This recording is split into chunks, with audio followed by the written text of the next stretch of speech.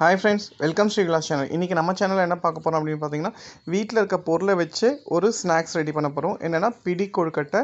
இது குழந்தைங்களுக்கு ரொம்ப பிடிக்கும். அதே மாதிரி பார்த்திங்கன்னா ரொம்ப ஈஸி நீங்கள் செய்கிறதும். ஸோ இதில் நான் யூஸ் பண்ணுற இன்க்ரீடியன்ஸில் எல்லாமே பார்த்திங்கன்னா நமக்கு ரொம்ப நல்லது, ஹெல்த்துக்கு ரொம்ப நல்லது.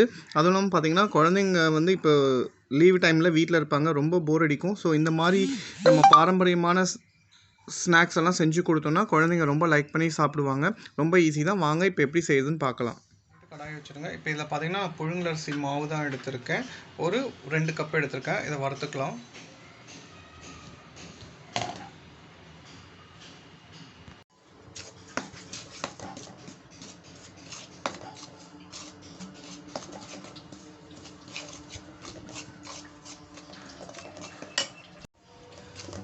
பார்த்திங்கன்னா இந்த அளவுக்கு நல்லா வறுத்து எடுத்துக்கலாம். அதாவது ரொம்ப வறுக்கணும்னு அவசியம் இல்லை, ஓரளவுக்கு லைட்டாக வறுத்தா போதும். இப்போ அதே கடாயில் பார்த்திங்கன்னா ஒரு 2 கப்பு நம்ம மாவு எடுத்துருக்கோம். அதுக்கு பார்த்திங்கன்னா ஒரு 3 கப்பு தண்ணி ஊற்றிக்குங்க. அதில் பார்த்திங்கன்னா ஒரு கப்பு வந்து வெல்லம் போட்டுக்கலாம். நம்ம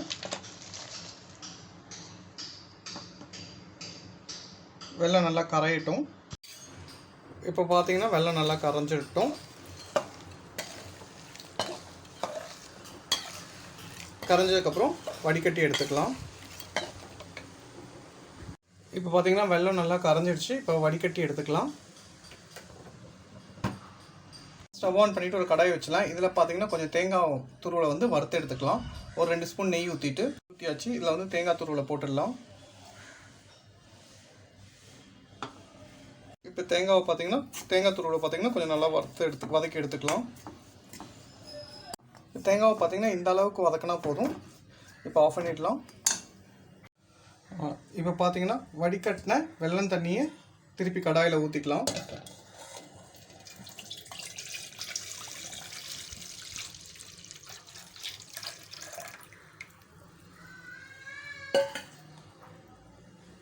இப்போ ஒரு கொதி வரட்டும்.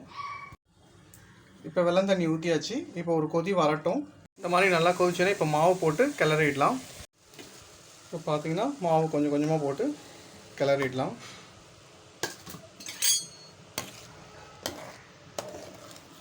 மொத்த மாவையும் போட்டு கிளறிடுங்க. இப்போ இதில் பார்த்தீங்கன்னா நம்ம வறுத்த தேங்காய் துருவலை இதில் கொட்டிடலாம்.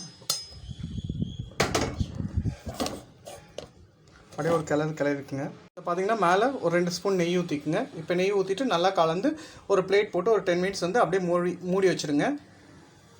இப்போ பார்த்தீங்கன்னா பிளேட் எடுத்துகிட்டு பாருங்கள், நல்லா இதுவாகிருக்கும். இப்போ நம்ம கையில் வந்து தொடுற அளவுக்கு சூடுலாம் போயிருக்கும். இப்போ பார்த்தீங்கன்னா இந்த மாதிரி உருண்டை பிடிச்சி வச்சிடலாம். இப்போ கொழுக்கட்டை பிடிச்சிடலாம். இப்போ பார்த்தீங்கன்னா எல்லா மாவையும் இந்த மாதிரி பிடி கொழுக்கட்டை பிடிச்சி வச்சிடலாம். இப்போ பாருங்கள், இப்போ எல்லாத்தையும் பிடிச்சி வச்சுட்டோம். இன்னும் கொஞ்சம் மாவு இருக்குது, அதை அப்படியே பிடிச்சி வச்சிடலாம். இந்த மாதிரி உங்களுக்கு உருண்டை வேணுனாலும் உருண்டை வச்சுக்கோங்க, இல்லை பிடி வேணும்னா இந்த மாதிரி பிடி பண்ணிக்கோங்க.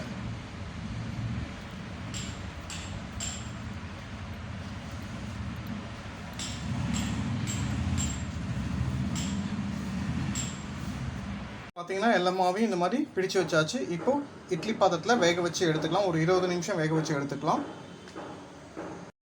ரொம்ப சுவையான ஈஸியான பிடி கொழுக்கட்டை ரெடி. பாருங்கள், பார்க்குறதுக்கே எவ்வளோ சூப்பராக கலர்ஃபுல்லாக இருக்குது. ஸோ குழந்தைங்க பார்த்திங்கன்னா ரொம்ப லைக் பண்ணி சாப்பிடுவாங்க. ஒன்று கொடுத்தீங்கனாலே திருப்பி சாப்பிட்டுட்டு அகைன் வேணும்னுவாங்க. ஸோ ரொம்ப ஈஸியான நேரத்தில் உங்களுக்கு வீட்டில் இருக்க பொருளை வச்சு ரொம்ப சிம்பிளாக செஞ்சிடலாம். ஃப்ரெண்ட்ஸ், ட்ரை பண்ணி பாருங்கள். ரொம்ப ஈஸி தான். இந்த ஸ்நாக்ஸ்லாம் பார்த்திங்கன்னா நம்ம பாரம்பரிய ஐட்டத்தை சேர்ந்தது. ஸோ கண்டிப்பாக குழந்தைங்களுக்கு இதெல்லாம் தெரிஞ்சிருக்கணும், பிடி கொழுக்கட்டைனா என்னன்றதெல்லாம். ஸோ செஞ்சு கொடுங்க ஃப்ரெண்ட்ஸ்.